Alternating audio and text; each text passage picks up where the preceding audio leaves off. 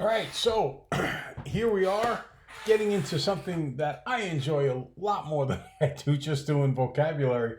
If I wanted to do a ton of vocabulary, I think I would have been a bio major. All right.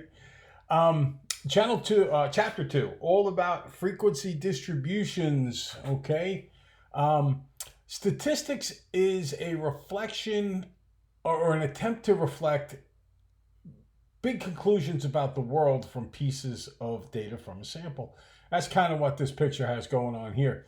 The clarity, the real world being the upper half of the arch and the actual forest in fall foliage behind it and the stream. And then we see a shadowy representation of that. And with statistics, that's kind of what we're doing.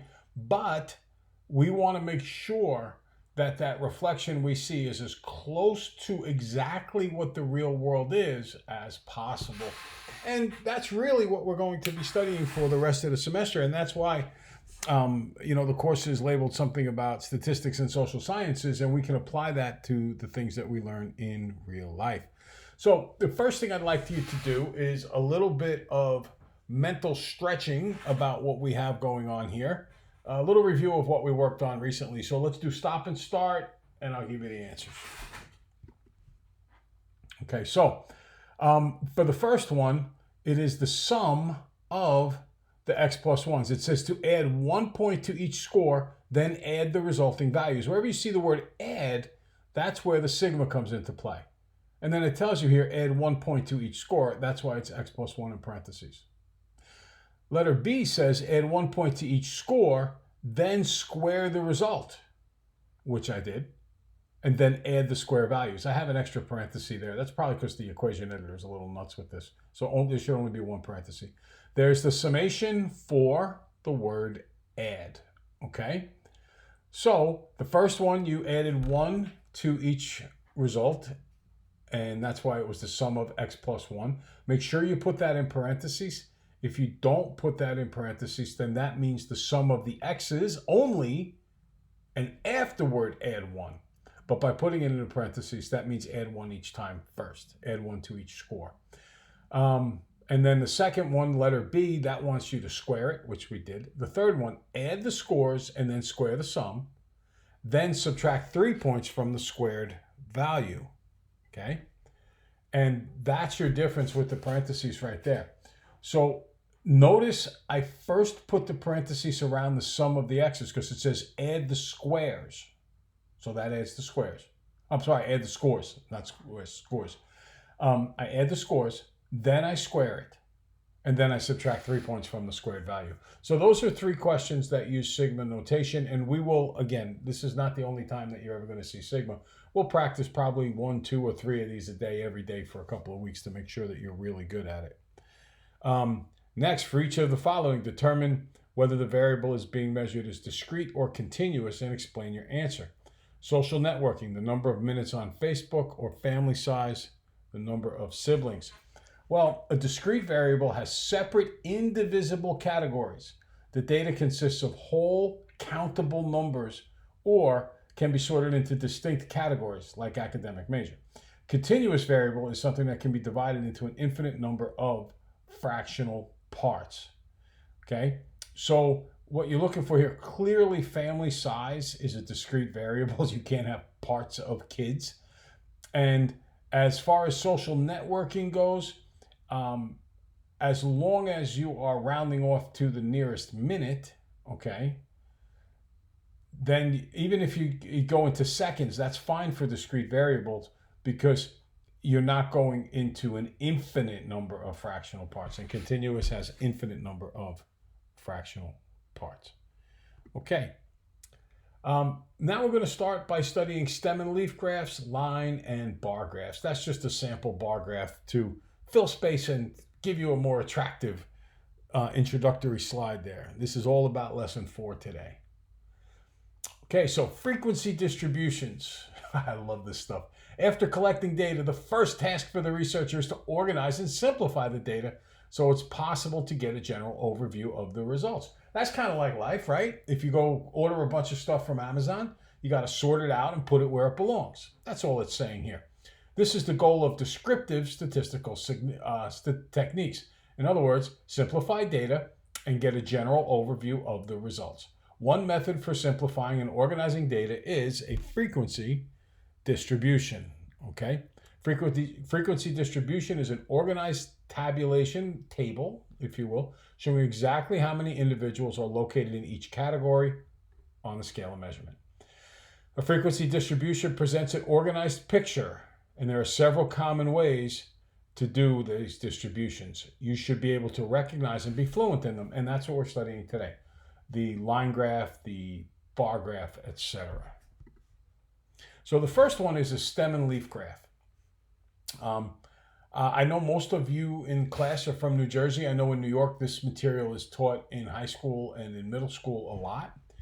So a stem and leaf plot basically works like this. You have a stem, and then off of that stem are a bunch of leaves. So for example, if you look over here, let's do the ones I underline in gold, the 60s. Notice it's 61, 63, 67, 68, 68, 69, 69. So the stem is the 6 because they're all 60-somethings. But as a quicker way to organize the information, I then put the leaves.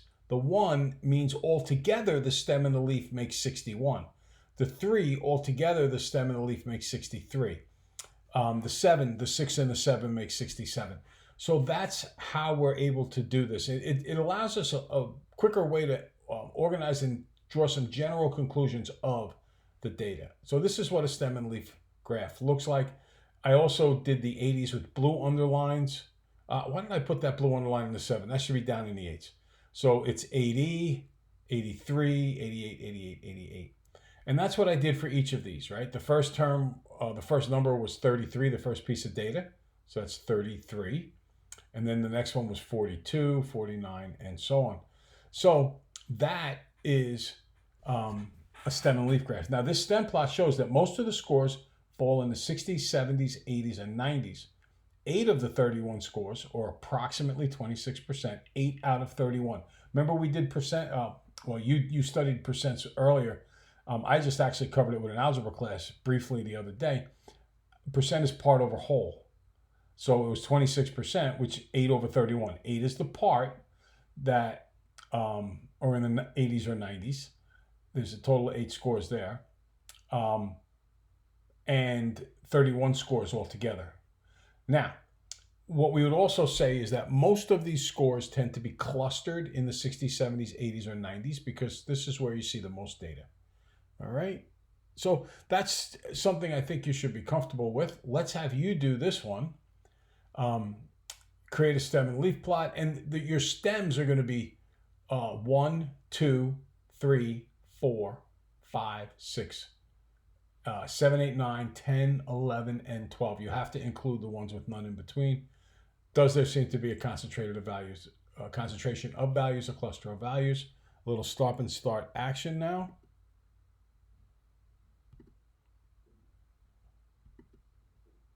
And there's my stem and leaf plot. Okay, 1, 1, and 1, 5. In this case, it's not like 11. It's 1.1. All right, it's 1.5, and so on. Okay, the cluster of data seems to be.